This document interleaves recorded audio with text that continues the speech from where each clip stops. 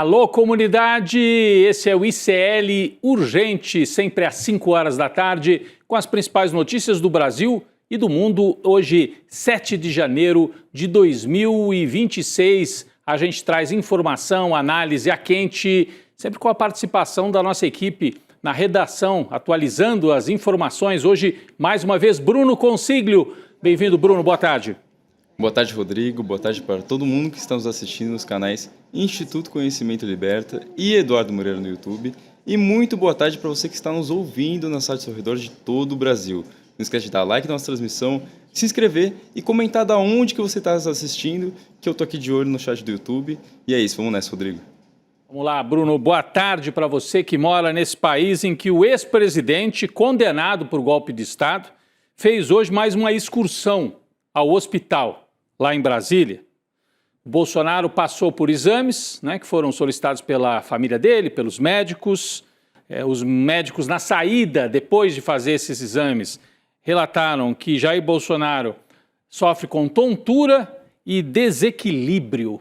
Isso a gente sabe, mas é um desequilíbrio, assim, clínico. Nesse caso, a coletiva dos médicos acontece nesse instante na porta do hospital. Os médicos também descartam um quadro mais grave de convulsões e tal, mas seguem avaliando a situação de Jair Bolsonaro, que está louco para cavar uma prisão domiciliar, então fica toda hora correndo para o hospital lá em Brasília. Daqui a pouco trazemos atualização sobre isso. Vamos ao noticiário internacional primeiro. O mundo à beira do precipício, A crise se agravou hoje, a crise que começou com a invasão da Venezuela e o sequestro de Maduro. Por quê? Porque as Forças Armadas dos Estados Unidos apreenderam, e a informação foi confirmada agora há pouco, agora à tarde, apreenderam um petroleiro de bandeira russa que vinha da Venezuela. Olha as imagens aqui no telão da ação militar, mais uma ação que eu chamaria de pirataria militar, praticada a mando de Donald Trump. É o momento em que as tropas dos Estados Unidos invadem esse petroleiro que vinha da Venezuela e foi interceptado já no Atlântico Norte. É um episódio que amplia ainda mais o conflito na América Latina, mas agora envolve também a Rússia na jogada. Então é um desafio direto ao Vladimir Putin. Vamos ver como é que o Vladimir Putin vai reagir a isso. A Rússia tem a tradição de agir com frieza. Se reagir, vai ser daqui a pouco, não vai sair correndo, não. Mas olha as tropas subindo no petroleiro. Essa é a imagem do momento em que as tropas já tomam conta. A gente não tem mais detalhes se a tripulação era de maioria venezuelana, caribenha, se tinha russos também, porque muitas vezes você sabe, na navegação marítima, a bandeira é russa e a tripulação é de outra origem. De qualquer maneira, é um ataque a um navio russo e é muito grave. Bruno tem mais informações sobre isso. Rodrigo, as forças norte-americanas informaram que o petroleiro Marineira foi apreendido por violações às sanções dos Estados Unidos. O episódio aconteceu após uma perseguição que durou várias semanas, desde que o navio tentou escapar do bloqueio imposto pelos Estados Unidos a petroleiros sancionados que operam nas proximidades da Venezuela. Além disso, segundo a mídia estadunidense, nos últimos dias a embarcação havia recebido escolta de um submarino russo. Agora, a apreensão do petroleiro tem o potencial de escalar ainda mais as tensões entre Washington e Moscou. E como você falou, Rodrigo, nos espera agora uma resposta de Putin ou um esclarecimento por parte de Trump. Fica no ar, se os dois vão responder finalmente ao que aconteceu hoje, Rodrigo. Vamos ver. A gente está no aguardo, há uma tensão muito grande por conta do envolvimento agora da Rússia nesta crise.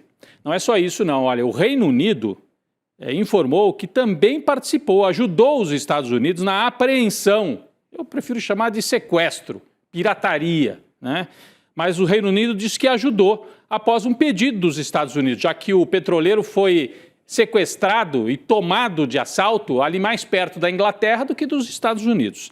O secretário de Defesa britânico John Healey afirmou que as Forças Armadas participaram sim desta apreensão e disse que o navio faz parte, abre aspas, de um eixo russo-iraniano de evasão de sanções alimentando o terrorismo. Depois a gente tenta entender como é que o navio petroleiro faz parte de terrorismo iraniano. O Irã tem petróleo, não precisa de petróleo venezuelano, mas enfim. A Rússia também se manifestou sobre o ataque. Em nota, o Ministério dos Transportes russo disse que os norte-americanos violaram a Convenção das Nações Unidas sobre o Direito ao Mar, a Convenção de 1982. Segundo o órgão, o navio recebeu autorização temporária para navegar sob a bandeira estatal da Federação Russa, emitida com base na legislação russa e no direito internacional. Esse navio foi interceptado, como eu disse, já no Atlântico Norte, perto da Noruega. Pessoal, a Venezuela segue refém dos Estados Unidos. Inclusive, hoje o Marco Rubio anunciou que o plano para tomar de assalto a Venezuela tem 3 etapas. Por enquanto, ainda está na primeira etapa. A última etapa, segundo o Marco Rubio, seria, aí sim, derrubar o regime chavista, como eles chamam. Mas, enquanto isso, o regime trumpista anuncia que o governo interino da Venezuela concordou... É aquela concordância com uma arma na cabeça, sabe como é que é? Mas anunciou o Trump que a Venezuela concordou em entregar entre 30 e 50 milhões de barris de petróleo aos Estados Unidos. A manobra ameaça o abastecimento que estava sendo direcionado para a China. Como resposta, Pequim condenou a atitude da Casa Branca e disse que os acordos que existem entre China e Venezuela são protegidos pelo direito internacional. Bom, o direito internacional não vale mais nada e Pequim provavelmente já sabe disso. Segundo Trump, o petróleo será vendido a preço de mercado e o dinheiro será usado para beneficiar as populações da Venezuela e dos Estados Unidos. Ah, tá bom. A gente acredita. Vamos ver um trecho do anúncio do Trump. Tem aqui, mais uma vez ele fez o anúncio pela rede social. Tenho o prazer de anunciar que as autoridades interinas da Venezuela entregarão entre 30 e 50 milhões de barris de petróleo de alta qualidade aos Estados Unidos da América. Parará, parará, parará. Donald Trump assina esse comunicado. Bom, e o Brasil nisso tudo? A posição do Brasil nessa crise que vai se agravando. Hoje, o assessor especial do presidente Lula e um dos diplomatas mais experientes do Brasil, o Celso Amorim, deu uma entrevista exclusiva para a nossa colega, para a repórter Heloísa Vilela, aqui no ICL. Na conversa que você tem à disposição no site CL Notícias, a entrevista na íntegra, Amorim fez uma análise do momento da crise internacional. Vamos conferir aqui um trecho dessa entrevista, que não foi gravada em vídeo, uma entrevista que está transcrita lá no site. A gente separou aqui um primeiro trecho. Abre aspas, Celso Amorim. Volto a dizer que nós estamos atravessando um momento crítico no mundo. Achar que estamos em uma nova ordem mundial é até otimismo. Nós estamos em uma época de profunda mudança, na qual a velha ordem está sendo totalmente ignorada. Eu acho que nós estamos ainda experimentando a mudança, estamos no meio da mudança e não sabemos o que virá depois. O que ele quis dizer é, a velha ordem já morreu, que é a ordem que vinha lá da Segunda Guerra Mundial, ONU, acordos, etc. Só que a nova ordem ainda não está clara. O que vai... Se é que vai ter uma ordem ou vai ser uma desordem permanente. Por enquanto, o que a gente tem é esta desordem. Muito importante essa entrevista do Celso Amorim. Então, eu vou a Brasília com a Heloísa Vilela, que conversou com o Celso Amorim. Heloísa, eu queria que você trouxesse a sua impressão dessa fala. O Celso Amorim é um dos embaixadores, acho que é o embaixador mais experiente, o diplomata mais experiente brasileiro. A importância dessa fala que ele diz, olha, não tem uma nova ordem mundial, o que tem é mais desordem, é o que ele dá a entender, né, Elô? Exatamente, Rodrigo. E eu conversei com o Celso Amorim e com outros 2 diplomatas e a impressão é a mesma, é total perplexidade. Ninguém sabe o que vai ser o dia de amanhã. E hoje você vê com essa apreensão desse navio de bandeira russa a comprovação do que ele acabou de falar na entrevista. É um momento crítico, porque você vê um país que se dá o direito de impor sanções a um outro país e obrigar com a força militar, que outros países cumpram essa sanção, porque é preciso lembrar, Rodrigo, as sanções à Venezuela não foram impostas pela ONU, foram impostas pelos Estados Unidos, e ele está obrigando um outro país, no caso a Rússia, a cumprir essas sanções, o que é um total absurdo. Ao mesmo tempo, Marco Rubio, secretário de Estado americano, disse que vai, até o fim da semana, conversar com a Dinamarca, porque quer negociar a compra da Groenlândia, e que se não conseguir comprar, o uso da força não está descartado. Então você vai vendo uma acumulação de ações todas violentas violentas, com o uso da força, para impor ao mundo os desejos dos Estados Unidos, como se isso fosse algo normal, corriqueiro. Isso é um absurdo. E a gente ainda não sabe como o mundo vai responder a tudo isso. Porque a impressão que eu tive dos diplomatas que eu conversei é que ninguém sabe mesmo o que fazer ou como fazer, porque não está se vendo uma saída para essa situação. E os Estados Unidos ainda disse que vai levar à justiça, aos tribunais dos Estados Unidos, a tripulação desse navio de bandeira russa. Então, assim, é um absurdo atrás do outro que está deixando todo mundo tonto, Rodrigo. Heloísa fala com a gente, você percebe que ela está ali no Congresso Nacional, atrás, acho que até o Lindbergh Farias, mas a Heloísa, durante muito tempo, durante mais de 20 anos, morou nos Estados Unidos, tem muita experiência na cobertura internacional. Então, eu queria aproveitar, Elo, essa sua experiência. Você acha que a Rússia, de que maneira que a Rússia pode reagir a esse caso, se é que vai reagir? E depois eu vou trazer aqui a China, que nós separamos um trecho da entrevista do Celso Amorim para você sobre a China. Mas primeiro a Rússia. Como é que você acha, como é que você imagina que Vladimir Putin vai reagir à apreensão, ao sequestro desse petroleiro russo?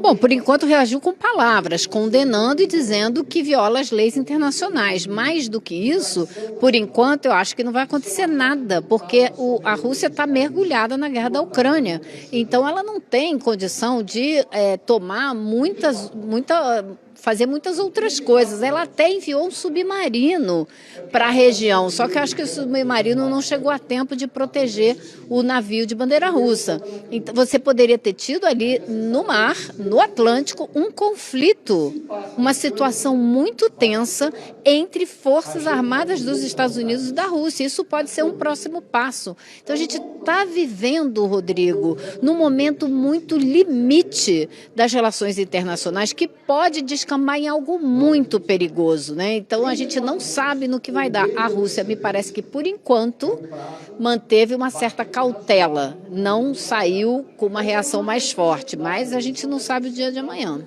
É isso. Eu lembro, quer dizer, em outros momentos, Primeira Guerra Mundial, Segunda Guerra Mundial, tensionamento entre as potências e às vezes uma faísca, uma fagulha é suficiente para explodir um conflito armado de natureza assim que a gente não sabe como vai terminar. Então a Heloísa lembrou bem, podia ter havido um conflito já hoje entre as tropas dos Estados Unidos e da Inglaterra e esse submarino russo. É que por algum motivo ele acabou não fazendo a escolta que havia sido pedida, né, para esse navio russo. Então a Rússia, por enquanto, reagindo de maneira discreta, vamos ver se vai manter essa discrição. Mas eu queria trazer aqui um outro trecho do Celso Amorim, Elo, e no momento em que ele fala sobre a China, você pergunta sobre a China. Vamos colocar aqui no telão e depois a Elo comenta, por favor, pessoal. Aqui no telão a gente tem, abre aspas para o Celso Amorim e aí a Heloísa fala depois. Nós não vamos aceitar nenhuma proibição de comercializar com a China. Continuará sendo nosso grande parceiro e, em muitos casos, preenchendo lacunas, diz o Celso Amorim. Eu já tenho citado, por exemplo, o caso da BYD, que entrou, aí ele está se referindo àquela fábrica na Bahia, entrou no lugar onde havia uma fábrica da Ford. Ele está dizendo, os norte-americanos foram embora, os chineses chegaram, ocuparam o espaço. Por exemplo, se a China quer investir em uma ferrovia que vai unir o Pacífico ao Atlântico, nós vamos apoiar. Eu achei essa aqui a parte mais afirmativa, sim, do Celso Amorim, dizendo que o Brasil não vai aceitar uma interdição, porque os Estados Unidos interditaram a Venezuela, ou estão tentando interditar, né, Ilo? Não pode mandar petróleo mais para a China. Será que vão fazer a mesma coisa com o Brasil? O Celso Amorim diz, não vamos aceitar. Citou o caso de fábrica de automóvel e citou o caso da ferrovia ligando o Atlântico ao Pacífico. Elo? Uma ferrovia que já está sendo construída, Rodrigo, que vai desembocar no Pacífico, usando o porto de Xangai, que foi construído pela China no Peru. Então, essa ferrovia já está sendo construída e existem discussões intensas com o governo chinês para que ele participe e financie boa parte desse projeto. E é isso que o Celso Amorim está dizendo, esse tipo de coisa a gente não vai parar, muito menos o comércio. Então, os Estados Unidos, como que eles vão agir diante diante disso, né? O Brasil, óbvio, não pode dizer não vamos mais fazer comércio com a China. Foram os Estados Unidos que foram abandonando os seus parceiros, largando todo mundo no meio do caminho, tentando fazer acordos que não interessam aos seus parceiros, relações exploratórias que ninguém quer. Então, é isso que o Celso Amorim está falando. Agora, não adianta, Rodrigo, o Brasil ter uma posição clara sobre isso e outros países não terem. Por isso, os diplomatas têm destacado muito nas conversas que eu tive a situação da Groenlândia, porque se os europeus acham que o problema da América do Sul, a América do Sul que resolva, eles que compreendam que a Groenlândia agora também é alvo objetivo claro de Donald Trump. Então, é com todo mundo. Então, é melhor todo mundo começar a se unir para reagir a isso e não fazer o papelão que a Grã-Bretanha fez hoje de ajudar a operação de roubo desse navio de bandeira russa. Vilela, que a entrevista na íntegra do Celso Amorim está no nosso site, super importante. Entrevista feita pela Heloísa Vilela. Obrigado, Elo. Até mais. Tchau. Até mais. Heloísa Vilela, que segue na cobertura lá de Brasília, e a gente segue aqui com um noticiário ainda sobre Donald Trump. Vamos lá. Trump é uma ameaça para fora dos Estados Unidos, como a gente está vendo, ameaça à Venezuela, ameaça ao Brasil, ameaça à Groenlândia, ameaça à Europa. E é uma ameaça para dentro dos Estados Unidos. Olha só, o governo Donald Trump lançou hoje um site oficial que celebra o perdão dado aos envolvidos naquele ataque ao Capitólio, evento que completou 5 anos nessa terça-feira. Aqui tem uma imagem desse site lançado pelo governo do Trump. 6 de janeiro de 2021, né? Está completando 5 anos, completou ontem. Parece que o Trump está querendo mudar um pouco a história do que aconteceu, porque ali foi uma tentativa de golpe também. Eles queriam evitar a posse do Biden naquele momento, que derrotou o Trump. Bruno, traz mais detalhes aí para a gente, por favor, Bruno. Rodrigo, o Trump ele não ia perder a chance de construir mais uma vez uma narrativa completamente descolada da realidade só para se beneficiar. O site é, na real, bem o que você esperaria da versão do ataque ao Capitólio, só que escrita por Donald Trump. O texto basicamente diz que foi tudo culpa dos democratas que criaram uma narrativa distorcida que permitiu que eles perseguissem americanos inocentes. O site também afirma que os democratas orquestraram o ataque ao fraudarem as eleições de 2020 que resultaram na presidência de Joe Biden. Além disso, segundo a administração republicana, o objetivo do site é corrigir um erro histórico, classificando o ataque como um protesto pacífico. Só que a pergunta que fica, Rodrigo, é da onde que o Trump tirou tanta inspiração para escrever um conto de fada desse, não é? A inspiração, Bruno, vem lá do Steve Bannon, de negar sempre e trazer sempre narrativa e não deixar o seu adversário respirar, o seu inimigo, e construir o tempo todo uma narrativa em cima de mentiras. O importante é ser firme na mentira. É isso que o Donald Trump está fazendo também em relação a esse episódio da invasão do Capitólio. Foi um golpe tão grave quanto aquele ocorrido aqui no Brasil no 8 de janeiro. Bom, o Trump mesmo sabe que o negócio não está bom para ele, né? Ele está cantando de galo no mundo inteiro, mas lá dentro dos Estados Unidos ele está em baixa nas pesquisas. O presidente dos Estados Unidos declarou que uma eventual derrota republicana, o partido dele, né, republicano, nas eleições de meio de mandato, agora em 2026, é uma eleição para o Congresso, né? Ele diz, se eu for derrotado, se o meu partido perder, eu posso sofrer impeachment. Está aqui na nossa manchete, também no site. Se republicanos perderem a eleição de meio de mandato, eu sofro impeachment, o Trump diz. Pelo menos nesse caso está sendo realista. É muito provável mesmo que isso aconteça. Mas ele falou isso num encontro com parlamentares republicanos, a gente separou um trechinho. Vamos assistir? Vamos lá. You got to win the midterms, because if we don't win the midterms, it's just going to be, I mean, they'll find a reason to impeach me. I'll get impeached. Vou sofrer impeachment. Então ele já está se vitimizando, talvez preparando o clima para alguma virada de mesa. Se nas pesquisas, na véspera da eleição, ele pode aprontar um Capitólio novo se perceber que a eleição parlamentar está perdida em 2026. Vamos aguardar, está cedo ainda. Nos Estados Unidos tudo isso é muito confuso, depende de cada estado, da votação em cada um dos distritos, né? Porque os deputados são eleitos em distritos. Vamos seguir acompanhando, mas ele já colocou na agenda essa questão do impeachment. O próprio Trump, para se vitimizar e tentar reunir as tropas dele, que estão um pouco em baixa internamente. Pessoal, vamos agora para o noticiário nacional. Eu abri com essa notícia aqui, agora vamos trazer mais informações sobre Bolsonaro no hospital. O ministro Alexandre de Moraes autorizou hoje o ex-presidente a fazer exames no hospital DF Star, lá no Distrito Federal. Ontem o Bolsonaro havia sofrido uma queda. Ele bateu a cabeça na sala onde está preso, lá na Superintendência da Polícia Federal. O Bruno tem mais informações, enquanto a gente tem imagens aí da transferência, né? Quando o Bolsonaro saía da Polícia Federal e era transferido para fazer os exames no hospital. O Bruno tem mais informações. Diga lá, Bruno. Rodrigo, mais um episódio de Jair no hospital. Essa é uma dupla que está fazendo bastante barulho, né, ultimamente. Mas, enfim, na decisão de hoje, o Moraes determinou que o transporte e a segurança de Bolsonaro deveriam ser feitos de forma discreta pela PF e que o desembarque deveria ser realizado pela garagem do hospital.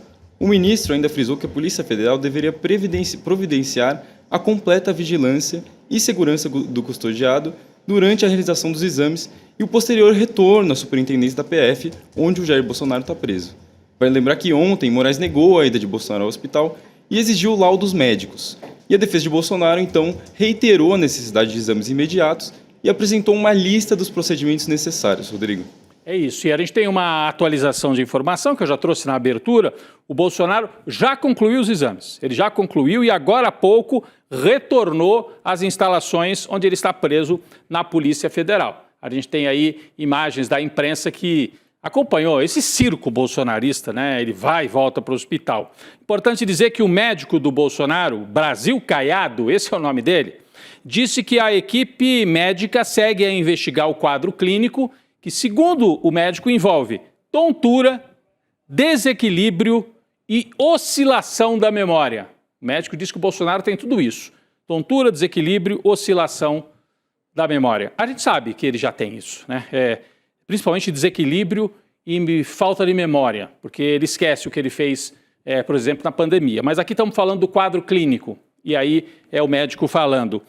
O médico também afirmou que a lesão que Bolsonaro teve ao cair na cela não é preocupante. Então, voltou, vai seguir preso. Essa era a atualização importante. Falando ainda dos bolsonaristas e de Alexandre de Moraes, o ministro do STF deu 15 dias para o pastor Malafaia se explicar por ter chamado o alto comando do Exército de frouxo. Ele gosta de fazer um barulho, né, o Malafaia. A denúncia foi apresentada pelo Procurador-Geral da República, Paulo Gonet, em 18 de dezembro, denúncia contra o Malafaia. O caso teve origem numa representação do general Tomás Paiva, comandante do Exército. O militar acusou Malafaia de crimes de calúnia e injúria. Isso tudo porque Malafaia disse... Ele disse isso aqui, vou mostrar, durante uma manifestação em abril do ano passado. Vamos ver. Cadê esses generais de 4 estrelas do alto comando do Exército? Cambada de frouxo, cambada de covardes, cambada de omissos. Vocês não honram a farda que vestem. Não é para dar golpe, não. É para marcar posição. Tá bom, não é para dar golpe. É por quê, então, Malafaia? Frouxos por quê? Marcar posição no quê? Militar tem que cuidar do quartel, das fronteiras, da segurança do Brasil. E pastor devia ter que cuidar da igreja também, né, que se diga. Mas ele fica aí, em cima do caminhão de som, provocando militares que não aderiram ao golpe e agora vai ser processado. Vai ter que responder. Tá nervoso com isso, hein? Tá nervoso com isso. Vamos trazer mais um tema importante. Ataque coordenado para tirar a credibilidade do Banco Central. É gravíssimo o que está acontecendo. Influenciadores estão sendo procurados para gravar e divulgar vídeos na internet com ataques ao Banco Central, devido à liquidação do Banco Master. Está aqui, mais uma vez, olha, o nosso site está muito forte, hein, gente? Cada dia mais forte. Mais uma vez eu chamo você para ler. Estão todos os detalhes aqui, ó, no ICL Notícias. Ataque coordenado ao Banco Central. É uma operação política e financeira. O influenciador de direita e vereador do PL, vejam só, o Rony Gabriel, contou essa história. Ele disse que ele foi abordado por uma empresa em dezembro e expôs todo o esquema num vídeo nas suas redes sociais. O Bruno Concílio traz mais detalhes aqui pra gente. Bruno. Rodrigo, é isso mesmo. Rony Gabriel contou que a empresa entrou em contato com a sua assessoria e se apresentou como responsável pelo gerenciamento de reputação de um grande executivo. Segundo ele, a proposta incluiu o pagamento de uma boa quantia em dinheiro. O influenciador também mencionou que o trabalho exigiria a assinatura de um contrato de confidencialidade, que previa uma multa de R$800 mil em caso de descumprimento do acordo. Vamos ver um trechinho aí do vídeo dele.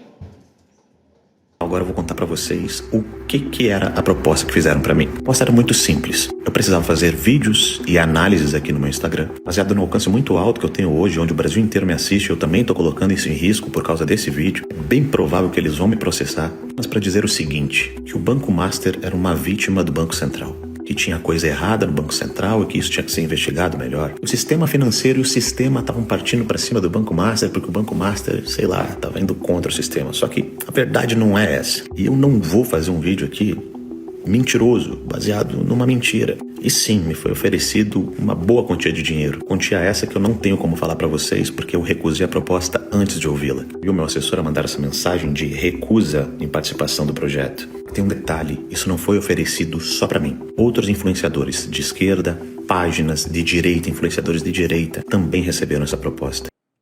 Muito importante, né, que esse influenciador, mesmo que seja mais ligado ao bolsonarismo, traga isso a público. E não foi só ele, não. Ele mesmo diz isso no vídeo, né? Não foi só ele, não. Segundo a Folha de São Paulo, ao menos 46 perfis na internet participam de um esquema fazendo ataques ao Banco Central e a investigadores do caso Master para tentar virar o jogo. Em vez da investigação se voltar contra o Master fraudulento, não, eles querem virar o jogo e que o Banco Central seja investigado. É demais, né? Olha, e esse esquema com influenciadores vem de longe, hein? Hoje eu assistia no Desperta, o programa com o Fábio Panunzio, e o Luiz Costa Pinto entrou no ar relembrando um vídeo gravado pela Gabriela Prioli, também influenciadora. Ano passado, quando o BRB, Banco de Brasília, ia comprar o Master, eles passaram o vídeo, a Gabriela Prioli dizendo: eu acho que é uma boa ideia, até eu não entendo porque estão criticando a compra do BRB, aliás, do Master pelo BRB. Ela gravou um vídeo assim, trazendo... Será que foi um vídeo que ela gravou porque recebeu alguma proposta? Fica na dúvida, porque se agora a gente sabe que tem um esquema aí contratando influenciadores, será que já existia esse esquema no ano passado? É muito estranho, a gente tem que ficar de olho. É muito interesse vinculado a esse caso do Banco Master. Pessoal, uma coisa importante, a gente trouxe aqui no começo do programa que o Trump, no meio, né, do programa, que o Trump tenta reescrever a história do ataque ao Capitólio. Aqui no Brasil, o presidente Lula faz diferente, né? Amanhã vai haver um ato político em Brasília relembrando o ataque de 8 de janeiro. Só que o pessoal da direita não quer participar, não. Hugo Mota e Davi Alcolumbre optaram por não participar da cerimônia em defesa da democracia, que será realizada no Palácio do Planalto. Isso porque a relação entre o governo e o Congresso segue estremecida com a expectativa de que Lula vete o projeto da anistia light, né, da dosimetria. O primeiro ato pró-democracia aconteceu já em 2024, no 8 de janeiro, mas desde então nenhum presidente da Câmara marcou presença. Arthur Lira e agora o Mota e também o Alcolumbre do Senado não devem ir, né? Já o Supremo Tribunal Federal, o Palácio do Planalto estão firmes na lembrança desta data. Ao contrário de Trump, não é para perdoar os golpistas, mas para lembrar a importância de defender a democracia. Pessoal, eu queria trazer aqui uma última nota, né, sobre a dança das cadeiras no governo Lula. A gente já havia trazido ontem que o Ricardo Lewandowski deve sair do Ministério da Justiça até o fim dessa semana, e agora foi a vez de Fernando Haddad. O ministro da Fazenda comunicou a Lula que pretende permanecer no cargo só até o fim de fevereiro, para concluir compromissos da pasta e depois se retirar, a gente imagina, para concorrer a um cargo em São Paulo, ao governo do Estado, ao Senado, ou para coordenar a própria campanha presidencial de Luiz Inácio Lula da Silva.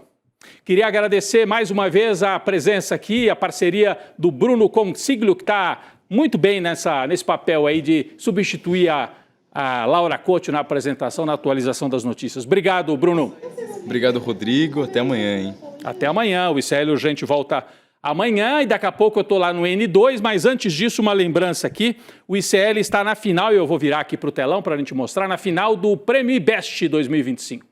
Você pode votar, ajudar a nossa equipe a mais uma vez faturar aí esse prêmio importantíssimo na categoria Portal de Notícias e Jornalismo. Você vota como? Entre em icl.com.br/ibest e esse link vai te levar para a votação. E você, se achar que a gente merece, eu faço o pedido para que você vote, que o ICL ganhe esse prêmio. É importante para a gente, seria a segunda vez. Vote no ICL, icl.com.br/ibest.